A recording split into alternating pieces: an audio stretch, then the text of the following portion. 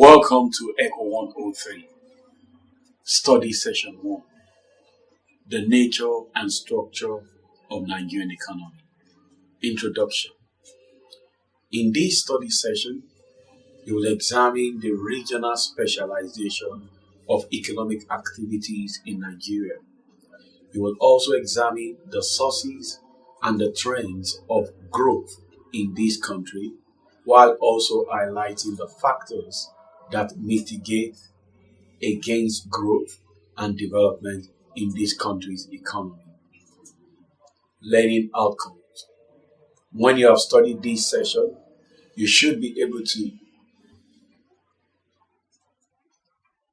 present an overview of the Nigerian economy, outline the macroeconomic framework of the Nigerian economy, differentiate between economic growth and development, point out sources of economic growth, analyze the growth trend of Nigeria since independence, highlight the factors inhibiting growth and development in the economy. An overview of Nigerian economy. Nigeria is a country that is blessed with abundant human and material resources. Before 1970s, the Nigerian economy was essentially agriculture-based. But with the first oil boom episode in Nigeria between 1973 and 1974, drilling and mining became the order of the day. Ever since then, petroleum and crude oil exports have been the major backbone of the Nigerian economy. This development notwithstanding, agriculture still continues to be the broad base of the economy as well as the most dominant sector, at least in terms of employment generation for the greater number of Nigerian labor force. Based on the foregoing, it is not an overstatement to say that petroleum and agriculture sectors provide the resource base of the Nigerians' wealth and the greater part of its economic activity, thereby accounting for at least 4/5 of the country's GDP. Despite the dominance of the petroleum sector as the major foreign exchange earner, agriculture remains the mainstay of Nigeria's economy. The sector provides employment for some 70 to 80% of the Nigeria's labor force. In addition to contributing the largest share of GDP, agriculture is the largest non-oil export earner and a key contributor to wealth creation and poverty alleviation, as a large percentage of the population derives its income from it and its related activities. The system of agricultural production in Nigeria includes the following. A. Peasant farming, which involves cultivation on small-scale subsistence output acres of land. It relies mainly on the traditional methods of farming with the use of simple implements like cutlass and hoe. And plantation farming, which involves the use of large estates of land permanently planted with economic or commercial crops like cotton, rubber, cocoa, palm tree, tea, coffee, etc. However, the pattern of agricultural production and specialization is largely dictated by the variation in the country's natural vegetation, soil, and climatic conditions. For example, staple tree and root crops that require much rain are mainly produced in the southern part of the country, whereas grains and livestock that require the little rain to produce are largely produced in the northern part.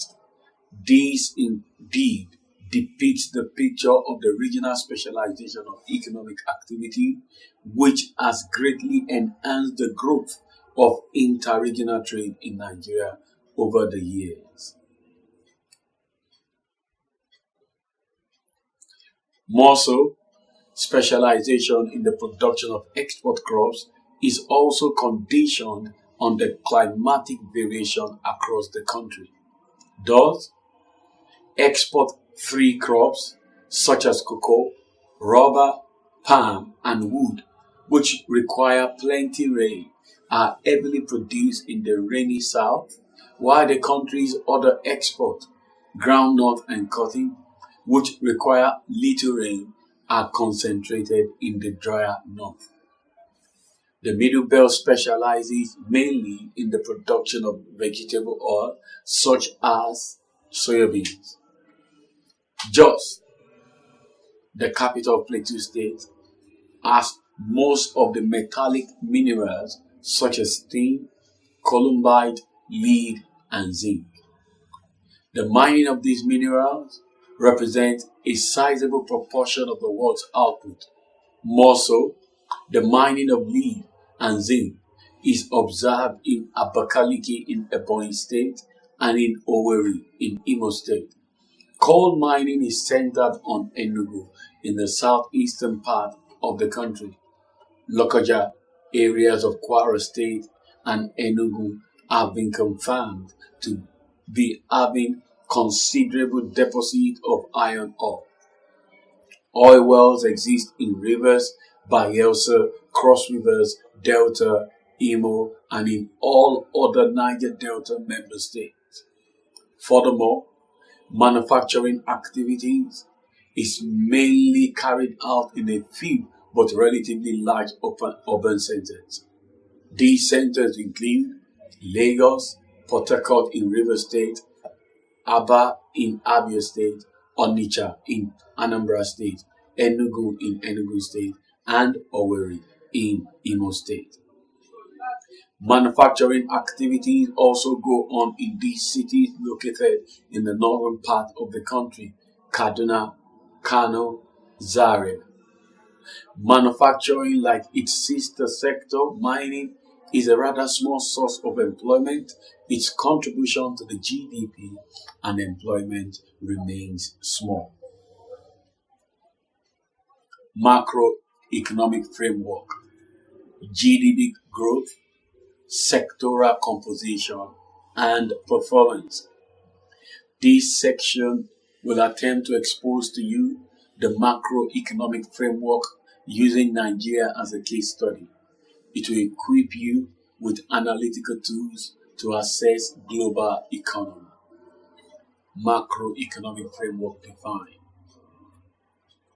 Economics as a discipline is broadly divided into macroeconomics and microeconomics.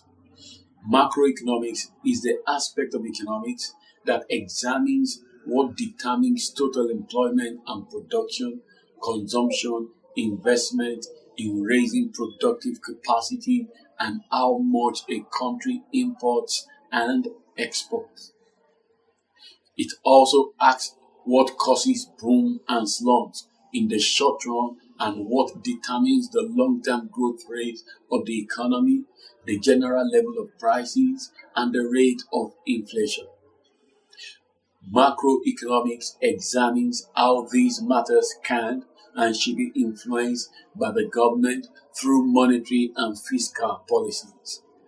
In essence, it is the study of the performance of the national economy as well as the policies used to improve that performance. The discussion and analysis of a given economy in order to see how it can be improved constitute what is referred to as a macroeconomic framework. More so, macroeconomic framework can also mean those basic underlying structures that present the future picture of a country's economy and the interrelatedness that exists within the economy. Basically, an analysis of an economy is more or less the analysis of the changes that exist in the output. Thus, the most widely accepted macroeconomic framework for analyzing the structure of an economy is Gross Domestic Product (GDP) or Gross National Product (GNP). Gross Domestic Product stroke gross national product. GDP is simply defined as the amount of final goods and services produced in any given economy within a specific period of time, usually 12 calendar months. It is the total sum of value added that is generated over a year in an economy. GDP is calculated using three approaches, mainly income approach, the output approach, and finally the expenditure approach. GMP, according to Uidlc 1991, is the total monetary value of goods and services produced in an economy, including the net revenue realized from the country's investment abroad. Net factor income from abroad makes the difference between GNP and GDP. Mathematically, we state that GNP equals GDP plus net factor income from abroad. Issues of importance when analyzing the GDP of an economy. GDP is the mirror through which the economic activities of any nation can be seen. In the analysis of the GDP of a given nation, the following issues, growth indicators should be of interest. 1. The magnitude of the actual value of GDP should be considered. What is meant here is that the real GDP value, which is derived by removing inflation from the nominal GDP, should be used in the analysis of an economy. Considering the nominal GDP value may offer a misleading answer. 2. Changes in the GDP value over time. This means that the growth rate of the GDP from one period to another should be used to monitor the trend of the economy being analyzed. 3. The components of GDP are another issue of interest when analyzing an economy. Here, the analyst should be able to know what that truly makes up the size of the GDP. The different sectors of the economy that have input in the GDP should be known. 4. The sectoral proportion in the GDP should equally be recognized. For example, the percentage contributions of the agricultural sector, the industrial sector, the building construction sector, etc. to the overall GDP should be considered with good sense of analysis. By this, the analyst captures the true performance of the economy. 5. The per capita income. This is obtained by dividing the GDP by the total population of the country. That is, GDP over total population.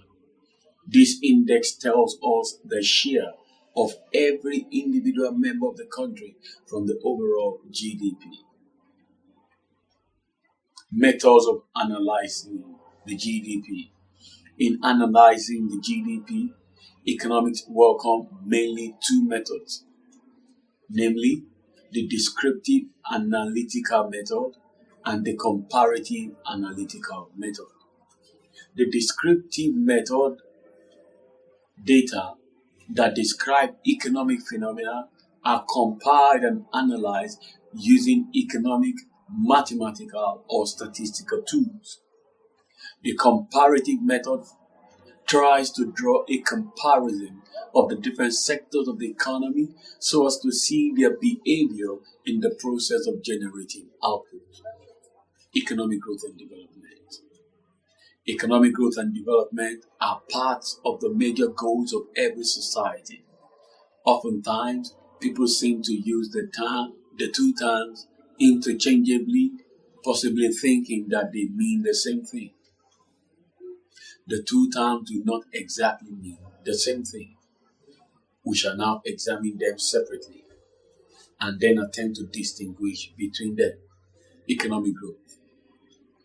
According to Uidlc and Uidlc 1995, growth refers to the increase over time of an economy's capacity to produce those goods and services needed to improve the well-being of the citizens in increasing numbers and diversity.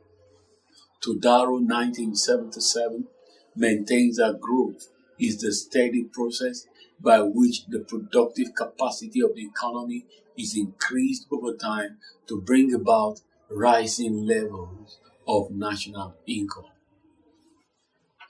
As Oxford Dictionary of Economics put it, growth is an increase in an economic variable, normally persisting over successive periods.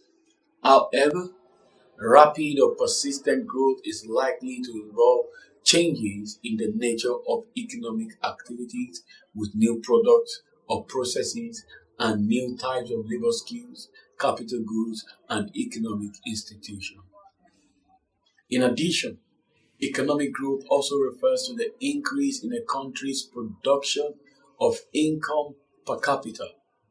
Recall that production is usually measured by GDP, which is total output of final goods and services produced within an economy under a specific time period, usually 1 year. Economic growth is quantitative in nature. The process of economic growth is determined by two types of factors, namely economic and non-economic. Economic growth is dependent upon natural resources, human resources, capital, enterprise, technology, etc. These are the economic factors. But economic growth is not possible without facilitating non-economic factors, according to Ginger 1997. Non-economic factors include social institutions, political conditions, and moral values in a nation. They are imperatives to development. Economic development. To King Gaba and Eric 1977, as contained in Ayahu and Oikena 1995, economic development is generally defined to include improvements in material welfare, especially for persons with lowest income, the eradication of mass poverty with its correlates of illiteracy, disease, and early death, changes in the composition of inputs and output that generally include shift in the underlying structure of production away from agricultural towards industrial activities. It also refers to economic growth accompanied by changes in output distribution and economic structure. These changes may include an improvement in the material well-being of the poorer population, an increase in production and skills of the labor force, substantial technical advances originating within the country, improvement in the quality of goods and services produced in the economy. Thus, we can say that development is growth plus, where the plus element is refers to the qualitative changes that are associated with the quantitative factors that bring about growth. Difference between economic growth and development. It is imperative for us to distinguish carefully between the concept of economic growth and economic development. Let us present a simple story of the changes that take place when a child is newly born as a means of driving home the distinction that exists between the two times. When a child is born, after a while, the child begins to increase in size as he eats food. This increase in size sometimes becomes obvious as the age of the child increases. However, even as the size of the child increases, it is expected of the child to start developing those skills that would enable him live a normal life in the society to which he belongs. Among these skills are how to talk and how to walk. The increase in size or height is what is referred to as the growth of the child. When the child begins to learn those skills as identified above, we say that the child is developing. In other words, it is possible for the child to be growing without developing.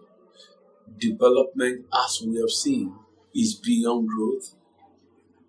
What adds meaning to the life of the child is his ability to develop and not to grow.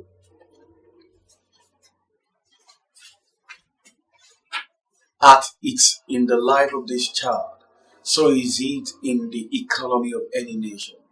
Sometimes we hear that the GDP of Nigeria has increased by a certain amount, but we may not hear how this increase in GDP is being distributed among the Nigerian citizens. An increase in GDP without the corresponding change in the economic welfare of the Nigerian masses represents only the growth of the Nigerian economy and not development. When the output of goods and services produced in Nigeria increases without any improvement in their quality, we say that the economy is growing and not developing. Growth does not consider the welfare of the people. Central to any developmental plan is the people's welfare. Development should be of the people, by the people, and for the people.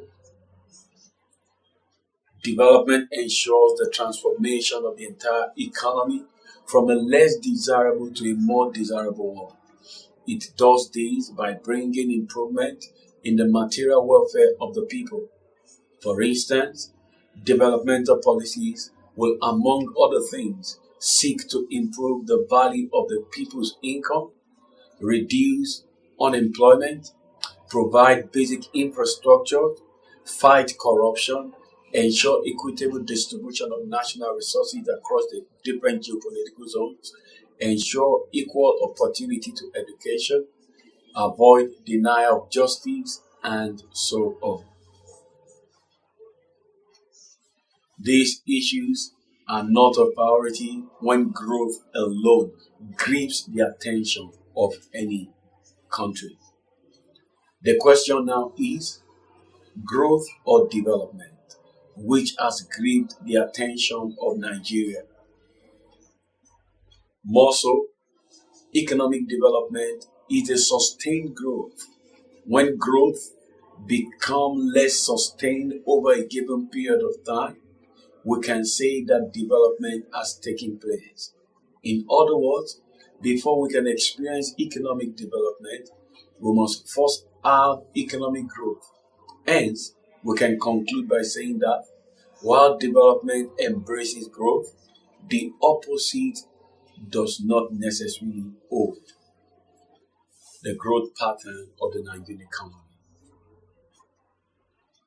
At independence in 1960, Nigeria inherited a vibrant agricultural-based economy from our colonial masters. From 1960 to 1975, the growth performance of the Nigerian economy was encouraging, with agriculture taking the lead in terms of employment, output, and export.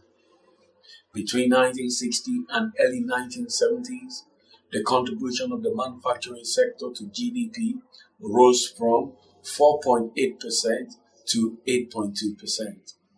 This pattern changed when oil suddenly became the strategic importance of the world economy through its supply-price connection.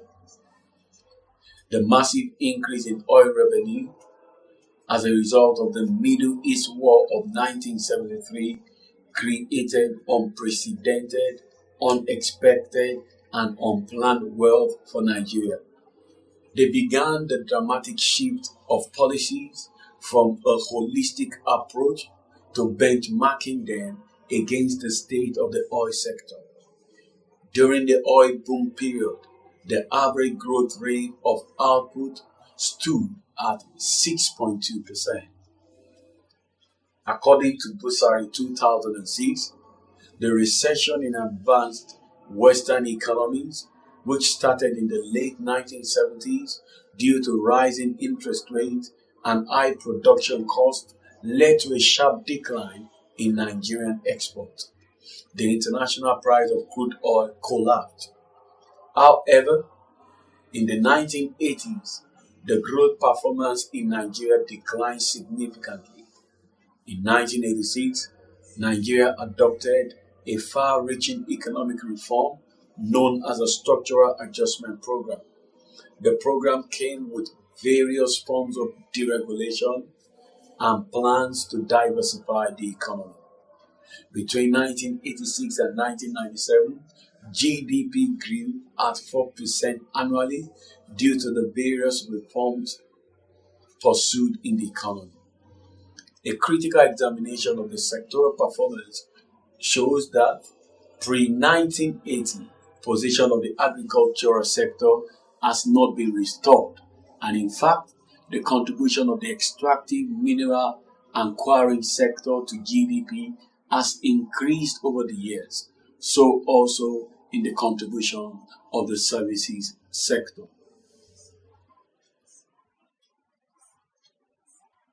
For a further insight into the growth pattern of the Nigerian economy, let us have a look at the following data compiled by the Development Economics LDB database. Between 1987 and 1997, the average annual growth rate of the GDP was 4% and GDP per capita 1%. Between 1997 and 2007, the GDP annual growth rate was 5.4% and GDP per capita growth rate was 2.8%. In 2006, the average annual growth rate for GDP was 6.2 and for GDP per capita it was 3.7. In 2007, it was 5.9 for GDP and 3.6 for GDP per capita. Between 2007 and 2011, it was 7.9 for GDP and 5.7 for GDP per capita. How to improve on the growth of Nigerian economy? According to needs, the improving growth of the Nigerian economy requires attention on the following issues. 1. Wealth creation. 2. Employment generation. 3. Poverty reduction. 4.